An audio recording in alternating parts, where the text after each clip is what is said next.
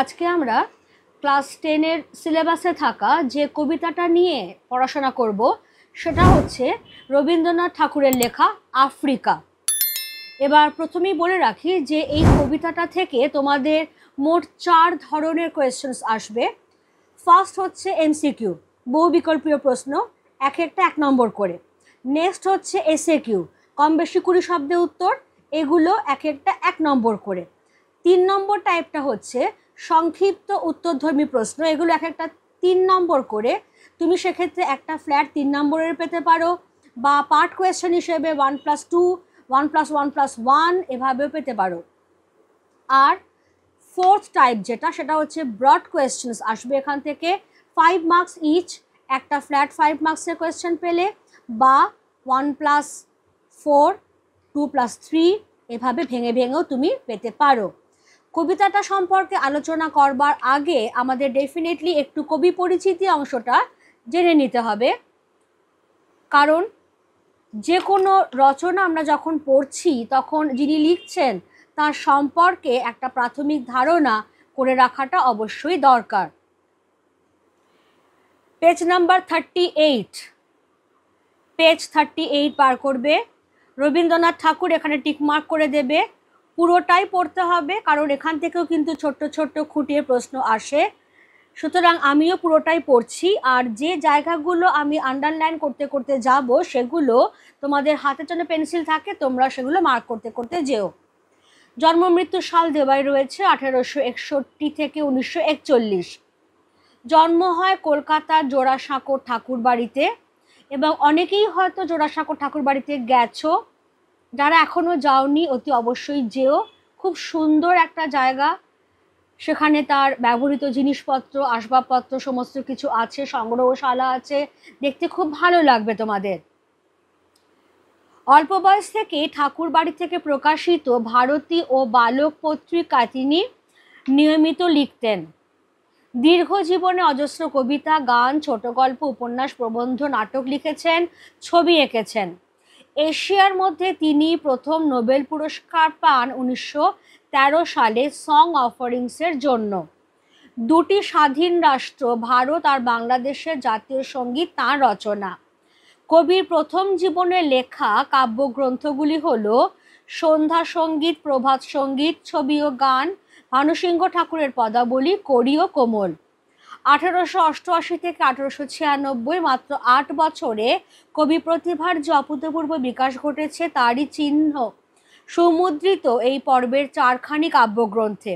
তাহলে এই সময়কালের মধ্যে লেখা এই কাব্যগ্রন্থগুলো: মানসী, সোনার তরী, চিত্রা, চৈতালি। এই পর্বের কাব্যগুলিতে কবির আত্মোপলব্ধি শুধু নয়, তাঁর কাব্যে নির্মাণ কৌশলেরও যথেষ্ট পরিচয় পাওয়া যায়। আবেগ, গভীর আত্মপ্রত্যয়, জীবন জিজ্ঞাসা, কল্পনার পক্ষ বিস্তার, শিল্পরূপ নির্মাণে দক্ষতা, ভাষা ও ছন্দের ওপর আধিপত্য প্রভৃতি কবির যাবতীয় গুণাবলীর প্রকাশ ঘটেছে এই পর্বের কবিতাগুলিতে, অর্থাৎ এই যেগুলোর কথা বলা হলো। এরপর কবি রচনা করেন কণিকা, কথা ও কাহিনী, কল্পনা, খনিকা, নৈবেদ্য। গীতাঞ্জলি পর্বের প্রধান 3খানি কাব্যগ্রন্থ গীতাঞ্জলি, গীতিমাল্য, গীতালি 1916-তে বলাকা, 1925-এ পূরবী, 1929-এ মহুয়া রচনা করেন এক একটা কাব্যগ্রন্থের নাম। পুনশ্চ থেকে রবীন্দ্র কাব্যের শেষ পর্বের শুরু। এই পর্বের উল্লেখযোগ্য কাব্যগ্রন্থগুলি হল শেষ সপ্তক, প্রান্তিক, নবজাতক, সানাই, রোগশয্যায়, আরোগ্য। এর সঙ্গে একটু অ্যাড করে নেবে জন্মদিনে বলে আরেকটা কাব্যগ্রন্থের কথা। এখন বিষয়টা হচ্ছে যে রবীন্দ্রনাথ এমনই একজন ব্যক্তিত্ব, এত বিশাল মাপের, যে তাকে ঠিক এই এত অল্প কথার মধ্যে বোঝা বা বোঝানো কোনোটাই হয়তো সম্ভব নয়। কিন্তু যেটা হয় যে আমরা অনেক সময় হয়তো ভাবি যে আমরা এই মানুষটা সম্পর্কে সব জানি, আর কিছু আমাদের জানবার নেই, কিন্তু তবু দেখা যায় যে অনেক কথাই হয়তো জানি না। তো বেসিক্যালি রবীন্দ্রনাথ সম্পর্কে যেটুকু আমাদের না জানলেই নয়, সেটুকু হচ্ছে যে তিনি সকল গুণের আধার। একাধারে কবি, ছোট গল্পকার, ঔপন্যাসিক, নাট্যকার, গীতিনাট্যকার, সুরস্রষ্টা, চিত্রকর, অর্থাৎ সমস্ত গুণের আধার সমন্বয় ঘটেছে তার মধ্যে। এবং তার কাব্যগ্রন্থগুলোর যে বিভিন্ন পর্যায় রয়েছে, এক একটা পর্যায়েতে এক একটা দিকের বিকাশ ঘটেছে। বিশেষ করে এই যে 1888 থেকে 1896 এই সময়টাকে বলা যেতে পারে রবীন্দ্র কাব্যের স্বর্ণযুগ। কারণ সেই সময় লেখা মানসী, সোনার তরী, চিত্রা এবং চৈতালি, এই যে সোনার তরী বা চিত্রাতে যে জীবন দেবতার কথা তিনি আনছেন, যে জীবন দেবতা আলাদা করে কোনো দেবতা নন, যিনি আমাদের প্রত্যেকের মধ্যেই আছেন, এমন এক সত্তা যিনি আমাদের চালনা করছেন, তাকেই কবি বলছেন জীবন দেবতা। তো সেই জীবন দেবতার উপলব্ধি, গভীর জীবন জিজ্ঞাসা, একটা বিশিষ্ট আত্মপ্রত্যয়, এই সমস্ত কিছুই তার এই পর্বের লেখাগুলোর মধ্যে ধরা পড়ছে। শেষের দিকে কবি গভীর রোগাক্রান্ত হচ্ছেন এবং সেই সময় তিনি আরও অনেক কাব্যগ্রন্থ লিখছেন, যার মধ্যে পরপর 3টে কাব্যগ্রন্থ সবচেয়ে উল্লেখযোগ্য। রোগশয্যায় আরোগ্য জন্মদিনে। রোগশয্যায় মানে বুঝতেই পারছো, কবি তখন গভীরভাবে রোগগ্রস্ত, সেই রোগের জ্বালা যন্ত্রণা, সেই সময় পৃথিবীটা তার কাছে কেমন সেটা যেমন ধরা দিয়েছে। আস্তে আস্তে তিনি যখন সেরে উঠছেন, আরোগ্য লাভ করছেন, সেই আরোগ্য লাভের পর্যায়ে পৃথিবীকে নতুন করে দেখা, মাটির কাছাকাছি পৌঁছে মাটির পৃথিবীকে দেখা, সেইটা।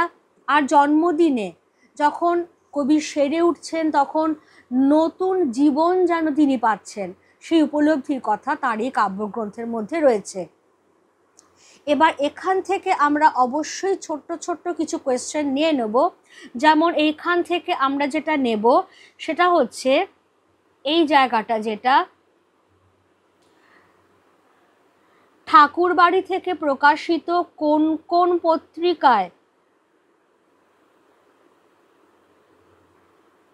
ঠাকুরবাড়ি থেকে প্রকাশিত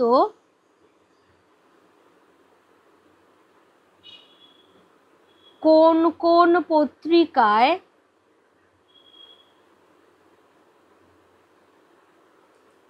রবীন্দ্রনাথ নিয়মিত লিখতেন?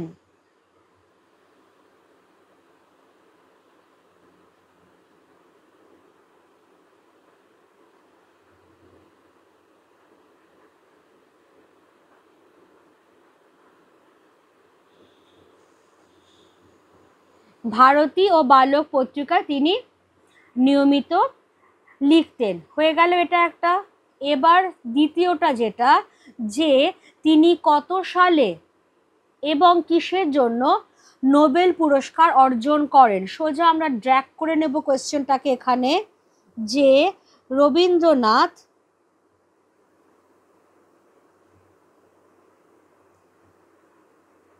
কত সালে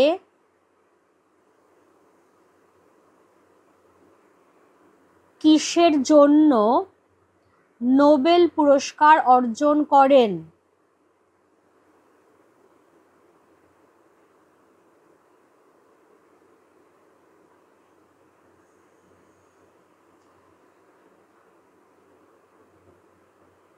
সালটা 1913। এবং যে বইটার জন্য তিনি নোবেল পুরস্কার অর্জন করেন, অনেক জায়গাতেই তোমরা পাবে যে গীতাঞ্জলির জন্য। অ্যাকচুয়ালি এটা গীতাঞ্জলির ইংরেজি অনুবাদ, সং অফারিংস। সং অফারিংসের জন্য তিনি নোবেল পুরস্কার অর্জন করেন। এবং খেয়াল রাখতে হবে, এশিয়ার মধ্যে তিনি তখন প্রথম ব্যক্তি ছিলেন যিনি সাহিত্যে নোবেল পুরস্কার অর্জন করছেন। আর একটা বিশেষ গুরুত্বপূর্ণ বিষয়, যে দুটো স্বাধীন দেশ ভারত এবং বাংলাদেশের জাতীয় সঙ্গীত তাঁরই লেখা। এই জায়গাটা আমরা একটুখানি মার্ক করে নিলাম। কেমন? এবারে তাহলে চলে এসো, এহেন যে বিদ্বান মানুষ, এহেন যে পণ্ডিত মানুষটি, তিনি যখন আফ্রিকা কবিতাটি রচনা করছেন, তখন সেই আফ্রিকা কবিতার মধ্যে মূল কি বস্তু, কি বক্তব্য তিনি রাখতে চেয়েছেন সেইটা আমরা দেখব। এবং কেনই বা এইরকম একটা বক্তব্য তিনি উপস্থাপন করলেন সেটাও আমরা আলোচনা করব। প্রথমেই আমি যেটা ছাত্রছাত্রীদের জন্য দিয়ে নেব সেটা হচ্ছে মূল গ্রন্থ। আফ্রিকা কবিতার মূল গ্রন্থের নাম হচ্ছে পত্রপুট। পত্রপুট নামক যে কাব্যগ্রন্থ সেটাই আফ্রিকার মূল গ্রন্থ। এবার এই কবিতাটার মধ্যে কি আছে, যদি একটা কথায় আমাকে সারতে হয় বা একটা লাইনে সারতে হয়, সেটা হচ্ছে যে আফ্রিকার ওপর ইউরোপীয় ঔপনিবেশিক সাম্রাজ্যবাদী শক্তিগুলি যে শোষণ, অত্যাচার এবং নিপীড়ন চালিয়েছিল, আফ্রিকার যে নিজস্ব ঐতিহ্য, সংস্কৃতি এবং তার মানবিক মূল্যবোধের অবক্ষয় ঘটিয়েছিল, তারই বিরুদ্ধে সোচ্চার প্রতিবাদ হচ্ছে এই কবিতাটা। কারণ খেয়াল রাখতে হবে, রবীন্দ্রনাথ তখন তিনিও কিন্তু পরাধীন ভারতবর্ষের নাগরিক। ব্রিটিশ শাসনাধীন ভারতবর্ষে তিনি যে অত্যাচার সহ্য করছেন, যে নিপীড়ন সহ্য করছেন, তার মা ভাই বোনেরা, সেই একই জিনিস ঘটেছে আফ্রিকার ক্ষেত্রেও। ফলে তিনি হৃদয় দিয়ে অনুভব করতে পেরেছেন আফ্রিকার যন্ত্রণাটাকে, আফ্রিকার কষ্টটাকে। কারণ আফ্রিকা এখানে কেবলমাত্র তার কাছে শুধু একটা দেশ নয়, আফ্রিকা এখানে যেন এক মানহারা মানবী হয়ে ধরা দিয়েছে তার চোখে। তাহলে চলো আমরা কবিতাটা স্টার্ট করি। কবি কি বলছেন প্রথমেই দেখে নেবে। আফ্রিকা, রবীন্দ্রনাথ ঠাকুর।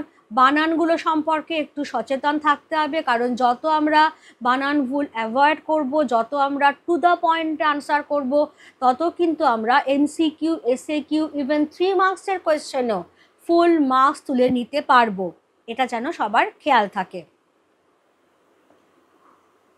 উদ্ভ্রান্ত সেই আদিম যুগে স্রষ্টা যখন নিজের প্রতি অসন্তোষে নতুন সৃষ্টিকে বারবার করছিলেন বিধ্বস্ত, তার সেই অধৈর্যে ঘন ঘন মাথা নাড়ার দিনে রুদ্র সমুদ্রের বাহু প্রাচীধরিত্রীর বুকের থেকে ছিনিয়ে নিয়ে গেল তোমাকে আফ্রিকা, বাঁধলে তোমাকে বনস্পতির নিবিড় পাহারায় কৃপণ আলোর অন্তঃপুরে।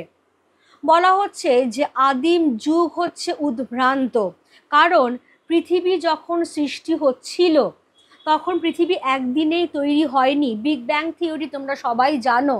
সেই প্রচণ্ড বিস্ফোরণের ফলে পৃথিবী যখন তৈরি হলো তখন একদিনেই কিন্তু পৃথিবীর আজকের এই চেহারাটা আমরা পাইনি। তখন চারিদিকে তুমুল আলোড়ন, চারিদিকে একটা উথাল পাথাল, উত্থান পতন চলছে। কোনো জায়গা হয়তো একদম নিচু হয়ে ডেবে যাচ্ছে, সেখানে জল জমে তৈরি হচ্ছে গভীর সমুদ্র বা নদী বা অন্যান্য জলাশয়। কোনো জায়গা হয়তো উঁচু হয়ে উঠে গিয়ে তৈরি হচ্ছে মালভূমি, পাহাড়, পর্বত, এই সমস্ত কিছু। তো বলা হচ্ছে যে সৃষ্টির সেই উষা লগ্নে এই প্রারম্ভিক ভাঙা গড়া এবং উত্থান পতনের কারণেই যেন এই সময়টা ছিল একটা উদ্ভ্রান্ত সময়। এবং সেই সময় কি হচ্ছিল, স্রষ্টা তিনি নিজের প্রতি অসন্তোষেই নতুন সৃষ্টিকে বারবার বিধ্বস্ত করছিলেন। আমরা সবাই জানি যে যারা স্রষ্টা, যারা ক্রিয়েটর, তারা কখনোই একবারে কোনো কিছু তৈরি করেই সন্তুষ্ট হন না। তাদের অন্তর্গত যে শিল্পী সত্তা, সেটা বারবারই তাকে বলতে থাকে যে আমি আরও ভালো করতে পারি, আমি আরও ভালো করতে পারি, দেখি না আরেকটু চেষ্টা করে। ফলে দেখবে যিনি ছবি আঁকেন, একবারেই যে তিনি একটা ইজেলে, একটা কাগজে সুন্দর করে একবারেই ছবি এঁকে ফেললেন তা নয়। বারবার কাগজ ফেলে দিচ্ছেন, বারবার হয়তো একটা স্কেচ করে সেটাকে ছিঁড়ে ফেলে দিচ্ছেন। যিনি হয়তো ভাস্কর, যিনি পাথরের মূর্তি তৈরি করছেন, তিনিও দেখবে যে একটু করে হয়তো গড়ছেন, হচ্ছে না, আবার সেটাকে ভেঙে আবার নতুন করে গড়ছেন। তো ঈশ্বরও হচ্ছেন বিশ্ব স্রষ্টা। তিনিও যখন এই বিশ্বকে গড়ে পিঠে তুলছিলেন তখন নিজের সৃষ্টির প্রতি গভীরভাবে অসন্তোষের কারণে নিজের সৃষ্টিকেই বারবার ভেঙে চুরে ফেলছেন। এই ভাঙা চোরাটাই আমি এতক্ষণ ধরে বলছিলাম যে সত্যিকারের যেটা হচ্ছে, যে ভূপ্রাকৃতিক যে আলোড়ন, অর্থাৎ একদম পৃথিবী যখন সৃষ্টি হচ্ছে, সৃষ্টির সেই আদিম লগ্নে প্রচণ্ড যে ভূপ্রাকৃতিক আলোড়ন, যে তোলপাড় চলছে, ভূমিকম্প চলছে, সমুদ্রের জলোচ্ছ্বাস চলছে, এই সমস্ত কিছু কবি কল্পনা করেছেন যেন বিশ্ব স্রষ্টার নিজের প্রতি অসন্তোষের কারণে তার সৃষ্টিকে বারবার বিধ্বস্ত করা। একবার ভাঙছেন, একবার গড়ছেন। তার সেই অধৈর্যে ঘন ঘন মাথা নাড়ার দিনে, অর্থাৎ ধরো আমি একটা ছবি আঁকতে বসেছি, ছবিটা ভালো আঁকা হচ্ছে না, আমি অধৈর্য হয়ে বারবার মাথা নাড়ছি, হচ্ছে না হচ্ছে না। তো বিশ্ব স্রষ্টাও সেই রকম নিজের প্রতি অসন্তোষে বারবার অধৈর্য হয়ে ঘন ঘন মাথা নাড়া দিচ্ছেন। ভূপ্রাকৃতিক সেই আলোড়নটাকেই কবি কল্পনা করে নিয়েছেন যেন বিশ্ব স্রষ্টা ঈশ্বরের অধৈর্যে ঘন ঘন মাথা নাড়া, যার ফলেই কোনো জায়গা উঁচু হয়ে মালভূমি, পাহাড়, পর্বত তৈরি করছে, আবার কোনো জায়গা হয়তো নিচু হয়ে গভীর সমুদ্র, দিঘি, নদী, এই সমস্ত জলাশয় সৃষ্টি করছে। তো সৃষ্টির সেই আদিম যুগে যখন এই প্রচণ্ড তোলপাড়, প্রচণ্ড ভাঙা গড়ার সময় চলছে, তখনই কি হয়েছে? তখনই ভয়ঙ্কর সমুদ্রের বাহু প্রাচী ধরিত্রীর অর্থাৎ পূর্ব দিকের দেশগুলোর থেকে আফ্রিকাকে আলাদা করে ছিনিয়ে নিয়ে গেল। এখন যেটা আলফ্রেড ওয়েগনার বলেছিলেন, যে তিনি যেটা বলছেন কন্টিনেন্টাল ড্রিফট থিওরি, তাতে তিনি কি বলছেন? সেখানে তিনি বিভিন্ন যে মহাদেশগুলিতে তটরেখার যে নানা রকম সাদৃশ্যের ভিত্তিতে এবং অন্যান্য তথ্য প্রমাণের সাহায্যে তিনি এটাই প্রমাণ করে দেখিয়েছেন যে আদিতে মহাদেশগুলি সব একসঙ্গে একটাই মহাদেশ ছিল। কিন্তু এই যে দেখবে এখন আমাদের পৃথিবীর ওপরটা শক্ত, যার ওপর দিয়ে আমরা হাঁটা চলা করছি, গাড়ি ঘোড়া সব চলছে, কিন্তু পৃথিবীর কেন্দ্রস্থলটা এখনো কিন্তু তরল। তাহলে এই যে তরল যে কেন্দ্রস্থল, সেখানে যে বিভিন্ন প্লেটগুলো রয়েছে, সেই প্লেটগুলো পারস্পরিক চলন ঘটায়, কেউ কারোর দিকে এগিয়ে আসে, কেউ কারোর থেকে পিছিয়ে যায়, যার ফলে যখন সেটা বেশি মাত্রায় হয় তখনই ভূমিকম্পের সৃষ্টি হয়। একটা প্লেটের ওপর আরেকটা প্লেট উঠে গেল, বা একটা প্লেট থেকে আরেকটা প্লেট সরে গেল, মাঝখানটা ফাঁকা হয়ে গেল। তো এটাই আলফ্রেড ওয়েগনার বলছেন যে আদিতে সবকটা মহাদেশ একটাই মহাদেশ ছিল, কিন্তু এই যে প্লেটগুলোর পারস্পরিক চলনে মহাদেশগুলো পরস্পর থেকে আলাদা হয়ে যায়, যেটা কি বলা হয় কন্টিনেন্টাল ড্রিফট থিওরি। এটাকেই এবার কবি কল্পনা করে নিচ্ছেন কিভাবে, যে সৃষ্টির সেই আদিম লগ্নে যখন বিশ্ব স্রষ্টা নিজের সৃষ্টির প্রতি অসন্তুষ্ট হয়ে অধৈর্যে বারবার মাথা নাড়া দিচ্ছিলেন, যার ফলেই তীব্র ভূপ্রাকৃতিক আলোড়ন ঘটছিল, উথাল পাথাল হচ্ছিল চারদিক, সেই সময়টাতেই সমুদ্রের প্রবল জলোচ্ছ্বাস পূর্ব দিকের দেশগুলোর থেকে আফ্রিকাকে ছিনিয়ে নিয়ে গেল। ছিনিয়ে নিয়ে গিয়ে কোথায় রাখলো? তাকে বনস্পতির নিবিড় পাহারায় যেন বন্দিনী বানিয়ে ফেললো, কৃপণ আলোর অন্তঃপুরে রাখা হলো তাকে।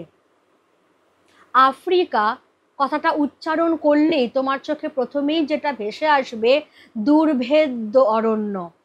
আফ্রিকার অধিকাংশ স্থান জুড়েই দুর্ভেদ্য অরণ্য, এমনই ঘন সেই অরণ্য যেখানে সূর্যের আলো প্রবেশ করতে পারে না। সেই জন্যই বলা হচ্ছে যে আফ্রিকাকে বনস্পতি অর্থাৎ বড় বড় গাছের নিবিড় পাহারায় তাকে বেঁধে রাখা হলো, কৃপণ আলোর অন্তঃপুরে আফ্রিকা বন্দিনী হয়ে গেল। কৃপণ আলোটাকে কৃপণ বলা হচ্ছে কেন? যেটা এক্ষুনি বললাম, যে আফ্রিকার অধিকাংশ স্থল দুর্ভেদ্য অরণ্যে আচ্ছাদিত, এতটাই ঘন সেই অরণ্য সূর্যের আলো সেখানে পৌঁছতে পারে না, তাই আলোটাকে বলা হয়েছে কৃপণ। কেমন? বেশ, তাহলে এবার এখান থেকে আমরা ছোট্ট ছোট্ট কিছু কোয়েশ্চেন নিয়ে নেব। সেটা হচ্ছে যে নতুন সৃষ্টিকে বারবার করছিলেন বিধ্বস্ত।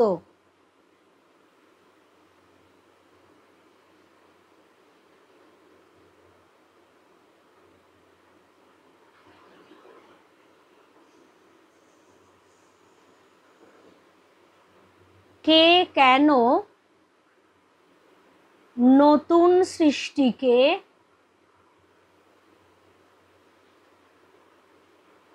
বারবার বিধ্বস্ত করছিলেন? কে কেন নতুন সৃষ্টিকে বারবার বিধ্বস্ত করছিলেন? তোমার আনসার আসবে বিশ্ব সৃষ্টির উষালগ্নে বিশ্বস্রষ্টা ঈশ্বর নিজের প্রতি অসন্তোষে নিজের সৃষ্টিকে বারবার ভেঙে চুরে আবার নতুন করে গড়ে নিতে চাইছিলেন। হয়ে গেল। এবার যেটা এখান থেকে ভীষণভাবে আসে, ছিনিয়ে নিয়ে গেল তোমাকে। কে কাকে কোথা থেকে ছিনিয়ে নিয়ে গেল? কে কাকে কোথা থেকে ছিনিয়ে নিয়ে গেল?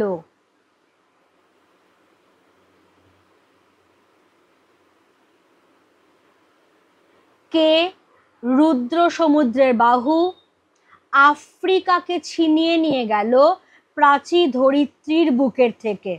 একদম 3টে পয়েন্ট, 3টে আনসার।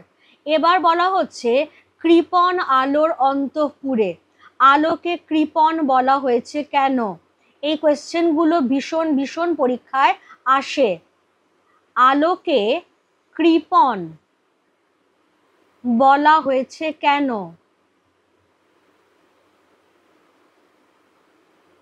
আফ্রিকা অধিকাংশই দুর্ভেদ্য অরণ্যে আচ্ছাদিত। এত ঘন সেই অরণ্য যে সূর্যের আলো সেখানে প্রবেশ করতে পারে না, তাই বলা হয়েছে আলোকে কৃপণ।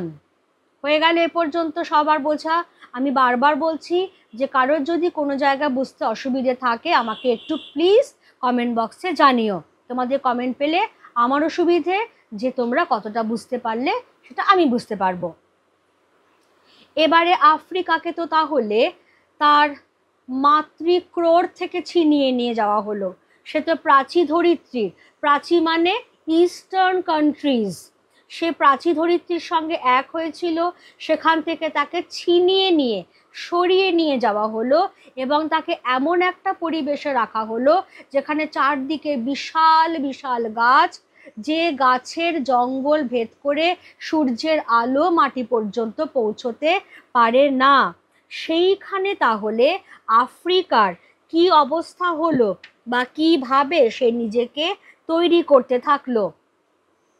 কবি বলছেন সেখানে, সেখানে মানে আফ্রিকাকে নিয়ে গিয়ে যেখানে রাখা হলো বনস্পতির নিবিড় পাহারায় কৃপণ আলোর অন্তঃপুরে, সেখানে নিভৃত অবকাশে তুমি সংগ্রহ করছিলে দুর্গমের রহস্য, চিনছিলে জল স্থল আকাশের দুর্বোধ সংকেত, প্রকৃতির দৃষ্টি অতীত জাদু মন্ত্র জাগাচ্ছিল তোমার চেতনাতীত মনে, বিদ্রুপ করছিলে ভীষণকে বিরূপের ছদ্মবেশে, শঙ্কাকে চাচ্ছিলে হার মানাতে, আপনাকে উগ্র করে বিভীষিকার প্রচণ্ড মহিমায় তাণ্ডবের দুন্দুবিনী নাদে। তাহলে আফ্রিকাকে যেখানে নিয়ে গিয়ে রাখা হলো একদম প্রকৃতির নিজস্ব, নিজের কোলে প্রকৃতি তাকে স্থান দিলেন। সেখানে যেখানে কেউ নেই, সেই নির্জন নিভৃত অবকাশে আফ্রিকা নিজের মধ্যেই দুর্গমতার রহস্য ক্রমশ সংগ্রহ করছিল। কারণ আমরা জানি আফ্রিকার একদিক জুড়ে যেমন রয়েছে দুর্ভেদ্য অরণ্য, তেমনি আফ্রিকার আরেক দিকে রয়েছে সাহারা কালাহারির মতো সমস্ত বিস্তৃত বিস্তৃত মরুভূমি। ফলে সব মিলিয়ে আফ্রিকা ভীষণ ভয়ঙ্কর, আফ্রিকা দুর্গম। এটাই আফ্রিকা। এবং এইভাবেই প্রকৃতি নিজের হাতে এই দুর্গম বিভীষিকাময় করেই আফ্রিকাকে তৈরি করছিল। সেই সময় আফ্রিকা জল স্থল আকাশের দুর্বোধ্য সংকেতকে চিনে নেবার চেষ্টা করছিল। ঠিক যেমন সদ্যজাত এক শিশু যখন সে সবেমাত্র জন্মায়, যখন তাকে দোলনায় রাখা হয়, তখন সে চারপাশটা বিস্ময় বিহ্বল দৃষ্টিতে তাকায়, এদিক সেদিক দেখে, চিনে নেবার চেষ্টা করে, এটা কি, ওটা কি, এ কে, ও কে। আফ্রিকাও ঠিক তেমনি সদ্যজাত শিশু এখন, এবং সেই অবস্থায় প্রকৃতির কোলে, প্রকৃতি মা যাকে নিজের কোলে জায়গা দিয়েছেন, নিজের মতো করে তাকে গড়ে পিঠে তুলছেন, সেই জায়গাতে, সেইখানে আফ্রিকা প্রকৃতির সেই জল স্থল আকাশের দুর্বোধ্য সংকেতকে ধীরে ধীরে চিনে নেবার চেষ্টা করছে। প্রকৃতির দৃষ্টি অতীত জাদু বলতে কি বোঝানো হয়েছে? দেখবে, মানুষের কাছে অচেনা প্রকৃতির নানান বৈচিত্র্যপূর্ণ দিক এখনো আছে, যার রহস্য আদিম মানুষ তো দূরের কথা, আধুনিক মানুষও তার সীমিত জ্ঞান এবং বুদ্ধি দিয়ে ভেদ করতে অক্ষম। এখানে কবি সেই প্রকৃতির রহস্যময়তার কথাই বলছেন।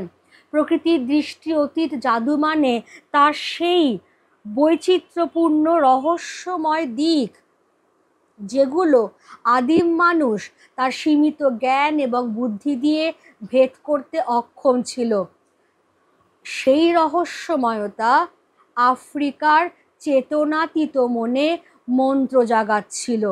অর্থাৎ একটা মন থাকে চেতনার মন, আরেকটা মন থাকে চেতনার অতীত মন বা অবচেতনা, যাকে আমরা বলি। তাহলে আফ্রিকা তার নিজের অজান্তেই ভীষণ বিভীষিকাময় হয়ে দুর্গমতার রহস্য নিয়ে গড়ে তুলছিল নিজেকে।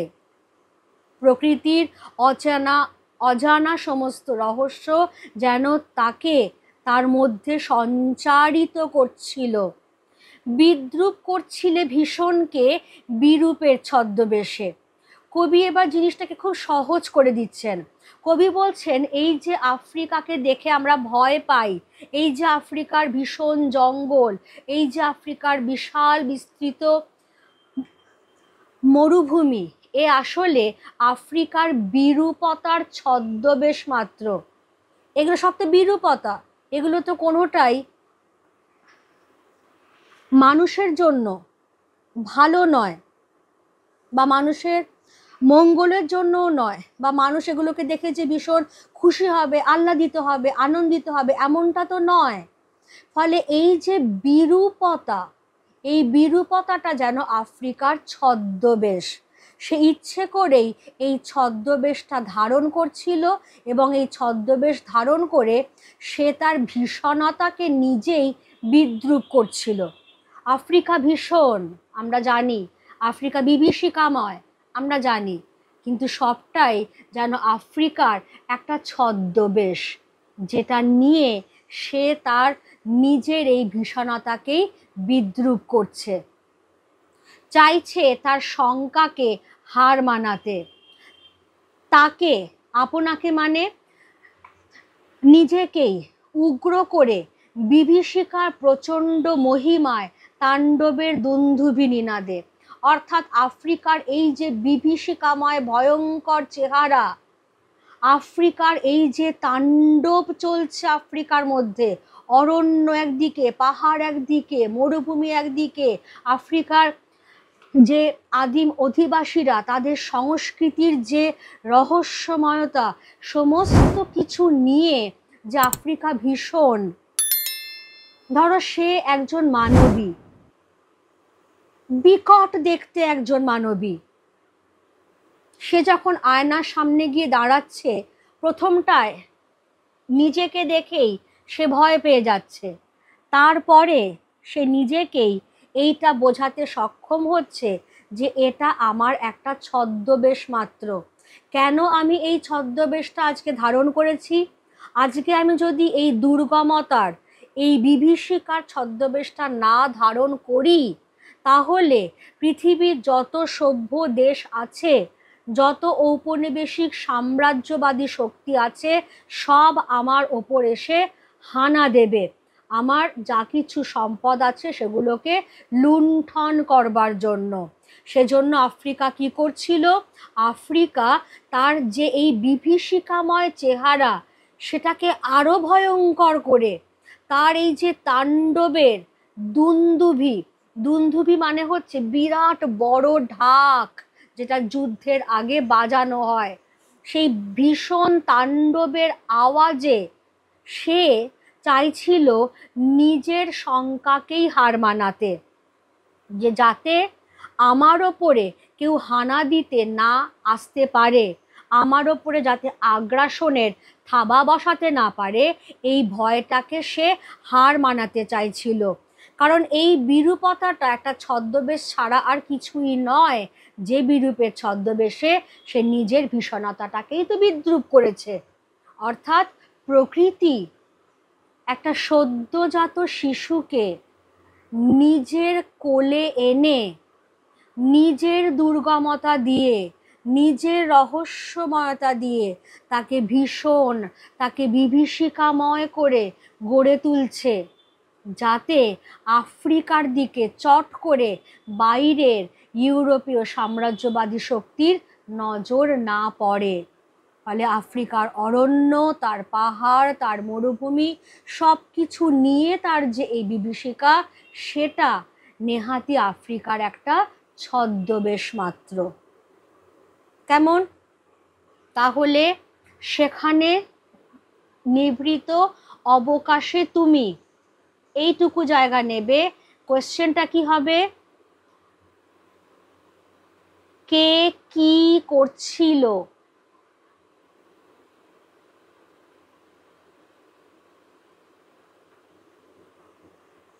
বনস্পতির নিবিড় পাহারায় কৃপণ আলোর অন্তঃপুরে থেকে আফ্রিকা সংগ্রহ করছিল দুর্গমের রহস্য এবং চিনে নিচ্ছিল জল, স্থল, আকাশের দুর্বোধ্য সংকেতকে।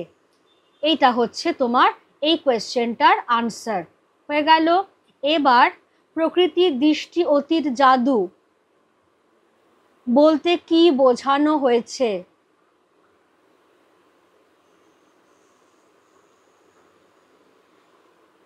বলতে কি বোঝানো হয়েছে? প্রকৃতির দৃষ্টি অতীত জাদু বলতে বোঝানো হয়েছে প্রকৃতির সেই সমস্ত অজানা, অচেনা, রহস্যময় দিক যার প্রকৃত রহস্য উদ্ঘাটন করা আদিম মানুষের সীমিত জ্ঞান এবং বুদ্ধি দিয়েছিল অসম্ভব। এটা কি বলা হচ্ছে? প্রকৃতির দৃষ্টি অতীত জাদু। বিদ্রূপ করছিলে ভীষণকে।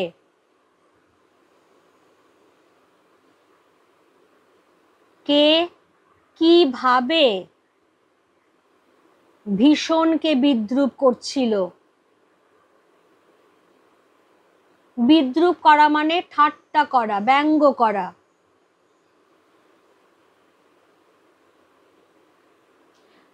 তাহলে আফ্রিকা বিরূপের ছদ্মবেশ ধারণ করে ভীষণকে বিদ্রূপ করছিল।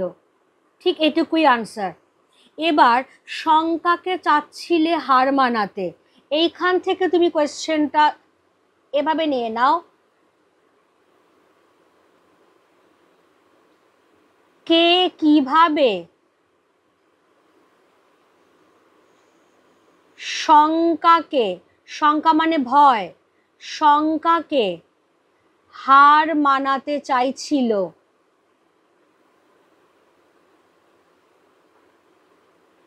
হার মানাতে চাইছিল। আফ্রিকা বিভীষিকার প্রচণ্ড মহিমায়, তার তাণ্ডবের দুন্দুভি নিনাদে নিজেকে আরো আরো উগ্র, আরো ভীষণ করে তার শঙ্কাকে হার মানাতে চাইছিল। হয়ে গেল। তাহলে বোঝা গেল যে আফ্রিকা এই যে বিভীষিকাময় চেহারাটা, সেটা নেহাতি তার ছদ্মবেশ মাত্র, যাতে বহিঃশত্রু বা ইউরোপীয় ঔপনিবেশিক সাম্রাজ্যবাদী শক্তি চট করে তার উপরে হামলা না করতে পারে। এবার কবি কি বলছেন? হায় ছায়াবৃতা কালো ঘোমটার নিচে অপরিচিত ছিল তোমার মানব রূপ, উপেক্ষার আবিল দৃষ্টিতে। এলো ওরা লোহার হাতকড়ি নিয়ে, নখ যাদের তীক্ষ্ণ তোমার নেকড়ের চেয়ে। এলো মানুষ ধরার দল, গর্বে যারা অন্ধ তোমার সূর্যহারা অরণ্যের চেয়ে। সভ্যের বর্বর লোভ নগ্ন করল আপন নির্লজ্জ অমানুষতা, তোমার ভাষাহীন ক্রন্দনে বাষ্পাকুল অরণ্য পথে পঙ্কিল হলো ধূলি তোমার রক্তে অশ্রুতে মিশে। দস্যু পায়ের কাঁটা মারা জুতোর তলায় বিভৎস কাদার পিণ্ড চিরচিহ্ন দিয়ে গেল তোমার অপমানিত ইতিহাসে। তাহলে আফ্রিকাকেই বলা হচ্ছে ছায়াবৃতা। কেন আফ্রিকাকে বলা হচ্ছে ছায়াবৃতা? কারণ আফ্রিকার রহস্যময় অন্তঃপুর, তার দুর্গমতা, তার এই যে গভীর অরণ্য, বিভীষিকাময় প্রকৃতি, আর সবচেয়ে বড় কথা তার সংস্কৃতির যে আদিম নিজস্বতা, তাকে করে তুলেছিল ছায়াবৃতা। যেন একটা অজানা রহস্যময় জগতের অচেনা সৌন্দর্যের ছায়া তাকে ঘিরে রয়েছে। কোয়েশ্চেনটা তাহলে এবার আমি নিয়ে নেব, কাকে কেন ছায়াবৃতা বলা হয়েছে? ভীষণ ভাবে এটা আসে।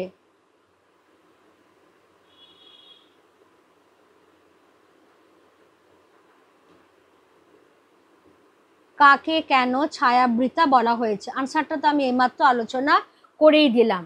এবারে বলা হচ্ছে কালো ঘোমটার নিচে অপরিচিত ছিল তোমার মানব রূপ উপেক্ষার আবিল দৃষ্টিতে। যেটা আমি একদম শুরুতেই বলছিলাম যে কবির চোখে আফ্রিকা একটা কোনো দেশ নয়, বরং একজন মানবী কৃষ্ণাঙ্গী এক রমণী। আফসোসের কথা এটাই যে তার এই যে কালো ঘোমটা, এই যে তার এই যে দুর্ভেদ্য জঙ্গল, তার এই বিভীষিকাময় প্রকৃতি, এই সব কিছু ছাপিয়ে তার যে একটা মানবীয় সত্তা আছে, সেইটাকে কিন্তু সভ্য জগৎ কোনোদিন গ্রাহ্যের মধ্যেই আনেনি, বরং উপেক্ষা অবহেলা অপমানের চোখেই দেখে এসেছে। চিরকাল এই অনাদর অবহেলা আর উপেক্ষাই পেয়ে এসেছে ডার্ক কন্টিনেন্ট আফ্রিকা।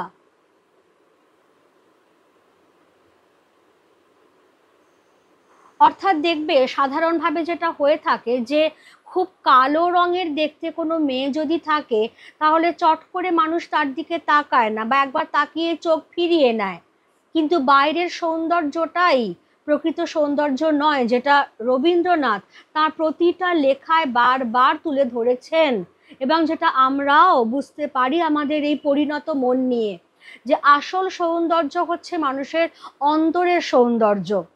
কিন্তু আফসোসের কথা এটাই যে এই যে ছায়াবৃতা আফ্রিকা, তার এই যে দুর্ভেদ্য জঙ্গল, তার বিভীষিকাময় প্রকৃতি, এই সমস্ত কিছুকেই সভ্য জগৎ বাইরে থেকে দেখেছে, ফলে ডার্ক কন্টিনেন্ট হিসেবে তাকে দূরে ঠেলে রেখেছে। তার যে নিজস্ব সংস্কৃতি, সেটারও যে একটা আলাদা সৌন্দর্য আছে, তার যে একটা মানবীয় সত্তা আছে, সেই সমস্ত কিছু সভ্য জগতের কাছে অপরিচিত ছিল উপেক্ষার আবিল দৃষ্টিতে। সভ্য জগতের দৃষ্টিটা অনাবিল বা স্বচ্ছ ছিল না। আবিল মানে হচ্ছে অস্বচ্ছ। সেই উপেক্ষায় অস্বচ্ছ যে দৃষ্টি, সেই উপেক্ষার অস্বচ্ছ দৃষ্টিতে আফ্রিকার মানব রূপ তাদের চোখে ধরা পড়েনি।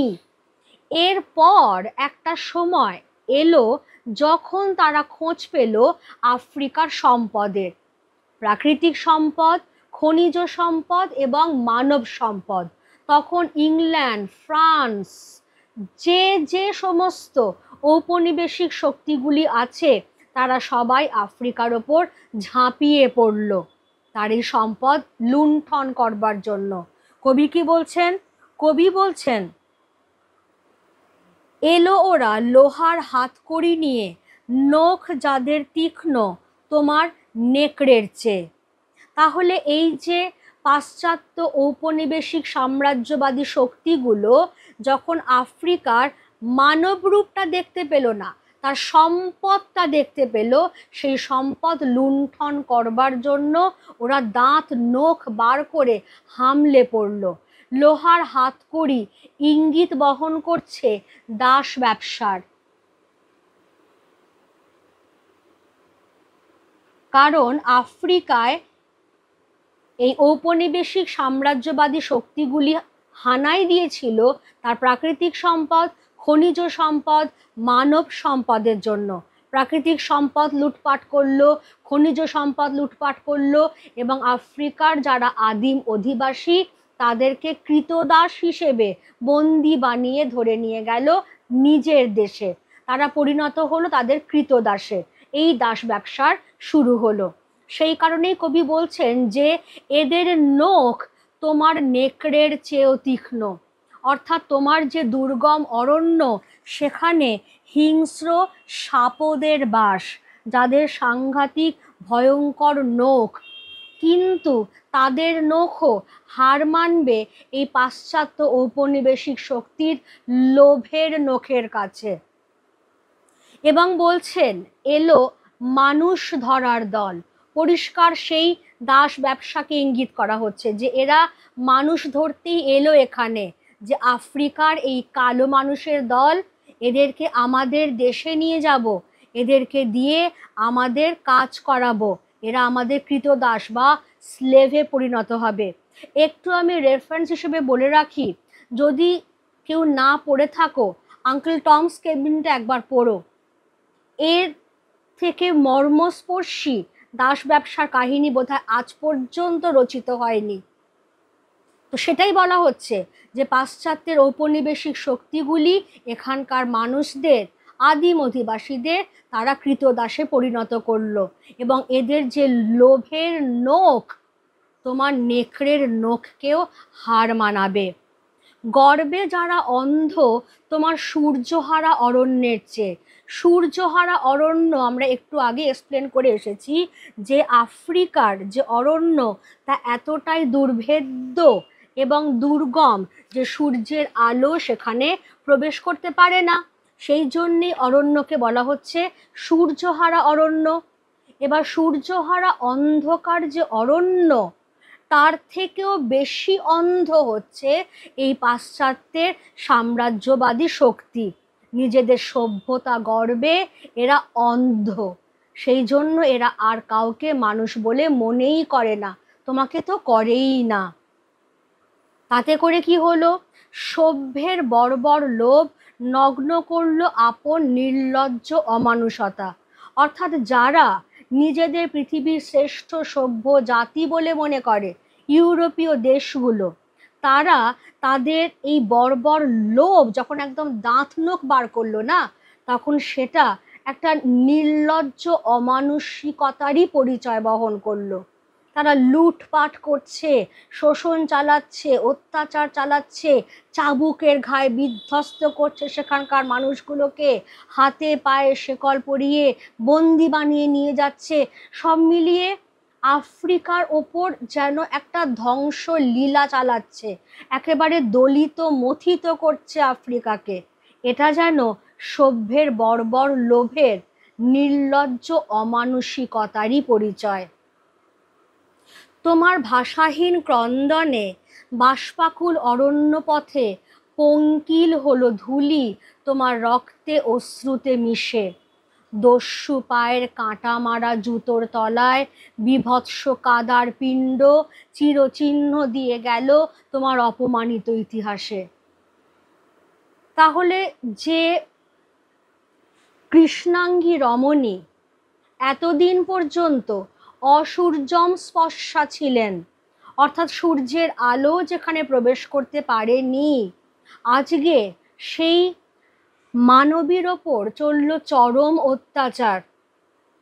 কিছু অসভ্য মানুষ যারা নিজেদের পরিচয় দেয় পৃথিবীর শ্রেষ্ঠ সভ্য জাতি হিসেবে, তারাই দেখা গেল সবচেয়ে বেশি অসভ্য। তারা এই মানবীর, এই কৃষ্ণাঙ্গী রমণীর যা সম্পদ আছে সেই সম্পদের লোভে তার উপরে ঝাঁপিয়ে পড়ল, তাকে আঘাতে, পীড়নে, অত্যাচারে বিধ্বস্ত করল। সভ্যের এই বর্বর লোভ নির্লজ্জ অমানুষিকতার রূপটাকেই নগ্ন করে দিল।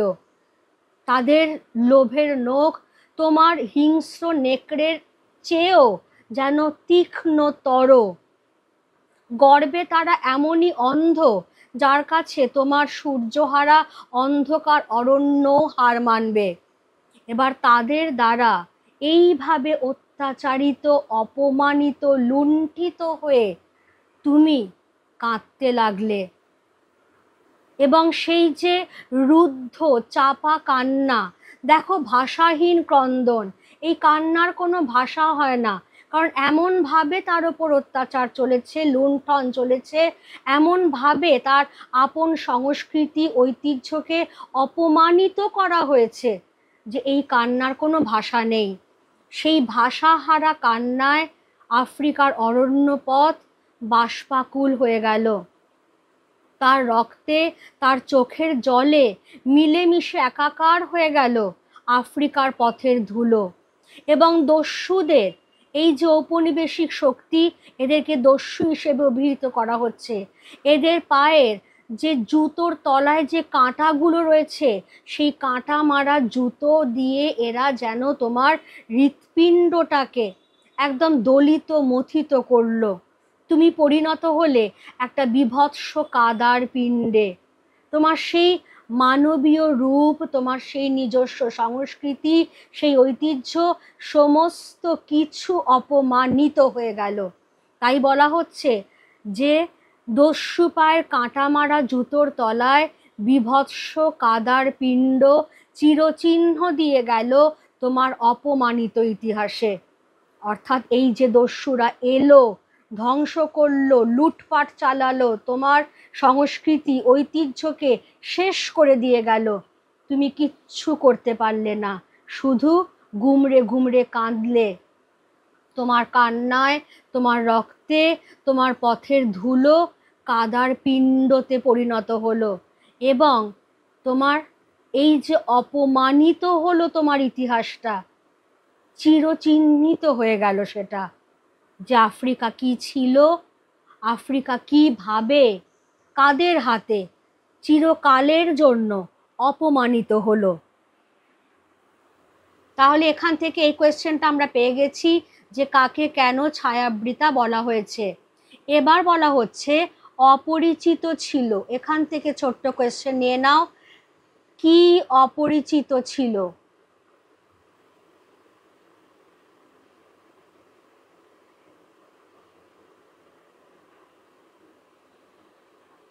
এলো ওরা লোহার হাতকড়ি নিয়ে, কাদের কথা বলা হয়েছে?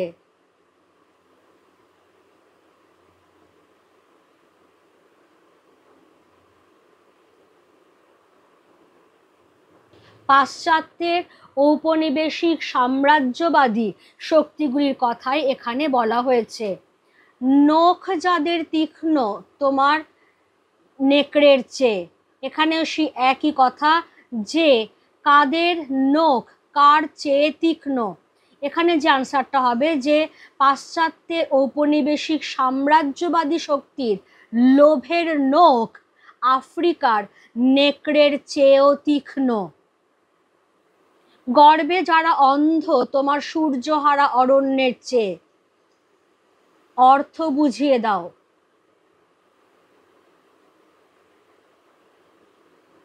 অর্থ কি বোঝাবে? আফ্রিকার দুর্গম অরণ্যে সূর্যের আলো প্রবেশ করতে পারে না, তাই তা অন্ধকারাচ্ছন্ন।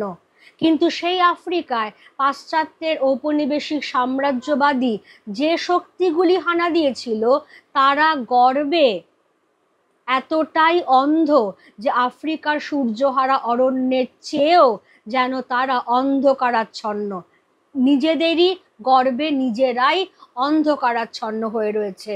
তাই কি করছে না করছে তারা বুঝে উঠতে পারছে না। আজকে চিরচিহ্ন দিয়ে গেল তোমার অপমানিত ইতিহাসে।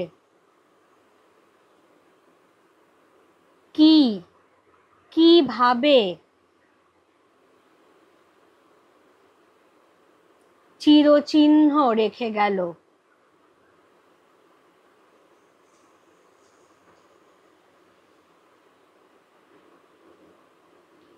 পাশ্চাত্যের সাম্রাজ্যবাদী ঔপনিবেশিক শক্তিগুলি আফ্রিকার প্রাকৃতিক খনিজ এবং মানব সম্পদের লোভে তার ওপরে আক্রমণ চালালো, লুণ্ঠন চালালো, পীড়ন করলো, অত্যাচার করলো আফ্রিকার ওপরে। তার যে নিজস্ব আদিম সংস্কৃতিকে চূর্ণ বিচূর্ণ করে দিল। তাদের কাঁটা মারা জুতোর তলায় আফ্রিকার পিষ্ট হয়ে গেল।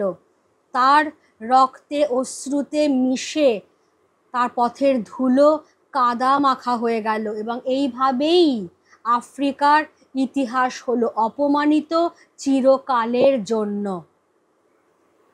এবার যখন এই রকম অন্যের দেশে তারা অত্যাচার চালাচ্ছে, লুণ্ঠন চালাচ্ছে, তখন সেই পাশ্চাত্যের ঔপনিবেশিক সাম্রাজ্যবাদী শক্তিগুলির দেশে কি হচ্ছে? সমুদ্র পাড়ে সেই মুহূর্তেই, তাহলে সমুদ্র পাড়ে বলতে কিন্তু এখানে পরিষ্কার পাশ্চাত্যের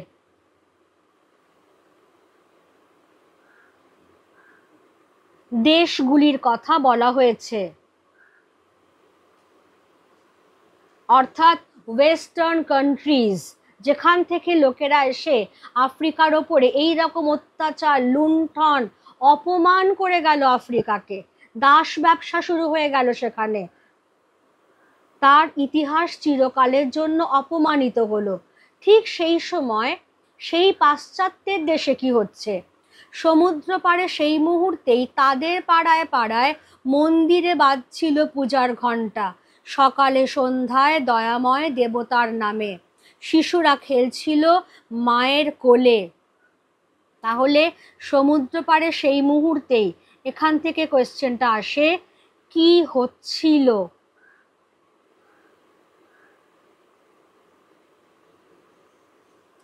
সমুদ্র পাড়ে অর্থাৎ পাশ্চাত্যের দেশগুলিতে সেই সময় তাদের পাড়ায় পাড়ায় দয়াময় দেবতার নামে সকালে সন্ধ্যায় দেবালয়ে পূজার ঘণ্টা বাজছিল। শিশুরা নিশ্চিন্তে তাদের মায়ের কোলে খেলা করছিল। শুধু কি তাই, কবির সঙ্গীতে বেজে উঠেছিল সুন্দরের আরাধনা। অর্থাৎ পাশ্চাত্যের দেশগুলোতে সর্বত্র বিরাজ করছিল শান্তি এবং সুন্দরের এক রাজত্ব। সেখানে সকালে সন্ধ্যায় দেবতার নামে পুজো দেওয়া হচ্ছে, মন্দিরে পুজোর ঘণ্টা বাজছে, শিশুরা নিশ্চিন্তে মাতৃক্রোড়ে খেলা করছে, এবং কবি সাহিত্যিকেরা তাদের সঙ্গীতে, তাদের সাহিত্যে সুন্দরের আরাধনা করছেন। আর এখানকার লোকেরা আফ্রিকার মতো অন্যান্য দেশে গিয়ে তাদের ঔপনিবেশিক সাম্রাজ্যবাদী শক্তির বিস্তার ঘটাচ্ছে, বিভিন্ন দেশে কলোনি তৈরি করছে তাদের। কবি এবার বলছেন, আজ যখন পশ্চিম দিগন্তে প্রদোষকাল, ঝঞ্ঝা বাতাসের ঊর্ধ্বশ্বাস, যখন গুপ্ত গহ্বর থেকে পশুরা বেরিয়ে এলো, অশুভ ধ্বনিতে ঘোষণা করলো দিনের অন্তিম কাল। তাহলে এই যে পশ্চিম দিগন্তে, পশ্চিম দিগন্তে মানেও কিন্তু এখানে পাশ্চাত্যের দেশগুলির প্রতি ইঙ্গিত করা হয়েছে। পাশ্চাত্যের দেশ। এবার যেটা হয়েছে সেটা হচ্ছে যে পাশ্চাত্য ঔপনিবেশিক শক্তি তো আর একটা নেই, অনেকগুলো দেশ আছে। এবার এদের মধ্যেই একটা লড়াই শুরু হয়ে গেছে, একটা কামড়া কামড়ি শুরু হয়ে গেছে। ঠিক যেরকম এক টুকরো খাবার থাকলে সেখানে একদল কুকুর তারা যেরকম কামড়া কামড়ি করে, বা আরেকটু বড় যদি প্রেক্ষাপটে ভাবো, যে কোনো একটা জঙ্গলে একটা কিছু হয়তো মরে পড়ে আছে, সেটা বুনো মোষ হতে পারে কি বুনো শুয়োর হতে পারে, সেইটা কে খাবে সেটার জন্য যেরকম নেকড়েরা পরস্পরের মধ্যে কামড়া কামড়ি করে, ঠিক সেরকমভাবেই আজকেও এই পশ্চিম দিগন্তে পাশ্চাত্যের দেশগুলো নিজেদের মধ্যে কামড়া কামড়ি করছে, যে কে কতটা ঔপনিবেশিক শক্তির বিস্তার ঘটাতে পারে। এবং এই প্রচণ্ড যে একটা অশুভ সময় উপস্থিত হয়েছে, তাতেই যেন দিনের বেলাতেই সন্ধ্যা নেমে এসেছে। প্রদোষ মানে হচ্ছে সন্ধ্যা। সেই সন্ধ্যা বেলায় যেন একটা ঝড় উঠবে উঠবে করছে চারিদিক, সেই জন্য রুদ্ধশ্বাস। এবং তাদের ভেতরকার পশুগুলো বেরিয়ে এসেছে আজকে। এই যে সভ্য মানুষগুলোর ভেতরকার যে অসভ্য বর্বর পশুগুলো আজকে বেরিয়ে এসেছে এবং অশুভ ধ্বনিতে দিনের শেষ ঘোষণা করছে। দিন মানেই কি? একটা নতুন দিন মানেই হচ্ছে শুভ। চারিদিক ঝলমল করছে আলোয়। আর যখনই সন্ধে এবং সন্ধে পেরিয়ে রাত ঘনিয়ে আসছে, তখনই যত ভয়, যত আতঙ্ক ঘিরে ধরে আমাদের। ঠিক সেই রকমভাবেই আজকে এই ঔপনিবেশিক শক্তিগুলির পারস্পরিক রেষারেষিতে দিনের বেলাতেই যেন রাতের অন্ধকার ঘনিয়ে এসেছে। যেন আজকে গুপ্ত গহ্বর থেকে পশুরা বেরিয়ে এসেছে, সভ্যতার মুখোশ গেছে ছিঁড়ে, অসভ্য বর্বর চেহারাগুলো বেরিয়ে এসেছে এদের, যে কে কাকে কতটা টেক্কা দিয়ে কোন দেশকে নিজেদের উপনিবেশ বানাতে পারবে। তখন কবি বলছেন, এসো যুগান্তের কবি, আসন্ন সন্ধ্যার শেষ রশ্মিপাতে দাঁড়াও ওই মানহারা মানবীর দ্বারে, বলো ক্ষমা করো হিংস্র প্রলাপের মধ্যে সেই হোক তোমার সভ্যতার শেষ পুণ্যবাণী। তাহলে আজকে সভ্যতার যেন শেষ ঘনিয়ে এসেছে, কারণ আজকে যা ঘটছে তা হওয়া উচিত নয়। কারণ পাশ্চাত্যের ঔপনিবেশিক শক্তিগুলি তারা যেরকম অন্যান্য দেশের ওপর আক্রমণ করছে, তেমনি তাদের নিজেদের মধ্যেও কিন্তু একটা রেষারেষি, কামড়াকামড়ি শুরু হয়ে গেছে, যা সভ্যতার অন্তিম ক্ষণ সূচিত করছে। এবং এইটাই সেই সময় যখন কবি রবীন্দ্রনাথ, যিনি শুভবোধ এবং চেতনার অধিকারী, তিনি যুগান্তের কবিকে আহ্বান করছেন। অর্থাৎ যে কবি এসে এই অশুভ যুগের অবসান ঘটাবেন, সেই কবিকে আহ্বান করছেন এবং তাকে তিনি অনুরোধ করছেন যে সন্ধ্যা আসতে চলেছে, সেই সন্ধ্যার শেষ রশ্মিটুকু এখনো বাকি আছে, এরপরেই ঘন অন্ধকার নেমে আসবে। তুমি আর দেরি করো না, তুমি ওই মানহারা মানবীর দ্বারে গিয়ে দাঁড়াও। মানহারা মানবী অর্থাৎ যে কৃষ্ণাঙ্গী রমণী তার মান মর্যাদা হারিয়েছে, অর্থাৎ আফ্রিকা, তার দরজায় গিয়ে দাঁড়াও। সকলের হয়ে, তথাকথিত সভ্য সমাজের হয়ে তার কাছে ক্ষমা ভিক্ষা করো। এই যে হিংস্র প্রলাপ চলেছে আজকে, এই যে পশ্চিমের দেশগুলোর যে নিজেদের মধ্যে কামড়াকামড়ি, রেষারেষি, মারামারি, এটা তো হিংস্র প্রলাপ ছাড়া আর কিছুই নয়। সেই হিংস্র প্রলাপের মধ্যে তোমার এই ক্ষমা করোটাই যেন হয় সভ্যতার শেষ পুণ্যবাণী। কারণ সভ্যতার শেষ হতে তো আর বেশি বাকি নেই, এটা কবি খুব ভালো করেই বুঝতে পারছেন। তাহলে এইখান থেকে এবার আমরা যে ছোট ছোট কোয়েশ্চেনগুলো করে নেব, সেটা হচ্ছে অশুভ ধ্বনিতে ঘোষণা করলো, কারা কি ঘোষণা করলো?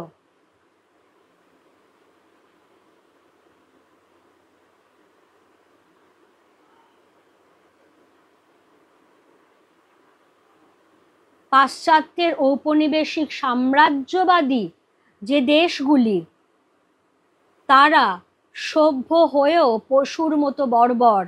কে কত ঔপনিবেশিক শক্তি বিস্তার করতে পারে সেই নিয়ে নিজেদের মধ্যে রেষারেষিতে তারা দিনের অন্তিম কাল ঘোষণা করল। এসো যুগান্তের কবি, এখান থেকে ছোট্ট কোয়েশ্চেন আসে যে কবি কাকে আহ্বান জানাচ্ছেন? কবি কাকে আহ্বান জানাচ্ছেন? তোমার উত্তরটা হবে আফ্রিকা কবিতায় কবি রবীন্দ্রনাথ ঠাকুর যুগান্তের কবিকে আহ্বান জানাচ্ছেন, দাঁড়াও ওই মানহারা মানবীর দ্বারে। কাকে কেন মানহারা মানবী বলা হয়েছে? কাকে কেন মানহারা মানবী বলা হয়েছে? ভীষণ ভীষণ ইম্পর্টেন্ট কোয়েশ্চেন একটা।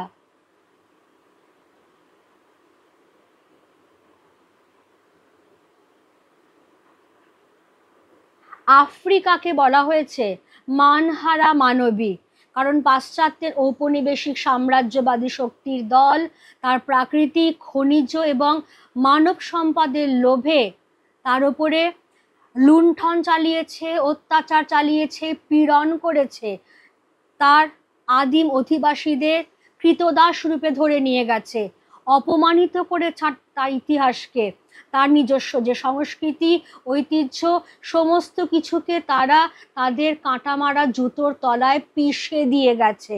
সেই জন্যই আফ্রিকা আজকে তার মান মর্যাদা সমস্ত হারিয়ে মানহারা মানবীতে পরিণত হয়েছে। এবার এই লাস্ট লাইনটা, সেই হোক তোমার সভ্যতার শেষ পুণ্যবাণী। কোনটি কোনটি হবে সভ্যতার শেষ পুণ্যবাণী? এটা এমসিকিউ হিসেবে, এসএকিউ হিসেবে, বিভিন্নভাবে ব্রড কোয়েশ্চেনের পার্ট হিসেবে আসে। যুগান্তের কবি আফ্রিকার কাছে গিয়ে যখন বলবেন ক্ষমা করো, তখন সেইটাই হবে মানব সভ্যতার শেষ পুণ্যবাণী। ক্লিয়ার? বোঝা গেল সবার কাছে? ভালো করে পড়ে নাও। আমি যা যা কোয়েশ্চেন এখান থেকে আসতে পারে সমস্ত কিছুই দিয়ে দিয়েছি। আর চিন্তা করো না, এটার উপরে আমি আলাদা করে কোয়েশ্চেন আনসারের ভিডিও পরে দিয়ে দেব। ততদিন ভালো করে পড়াশোনা করতে থাকো। আর কারোর যদি কোনো জায়গা বুঝতে অসুবিধে থাকে তাহলে ডেফিনেটলি আমাকে কমেন্ট বক্সে জানিও। কেমন? আজকে ক্লাস তাহলে আমি এখানেই রাখছি। Thank you class.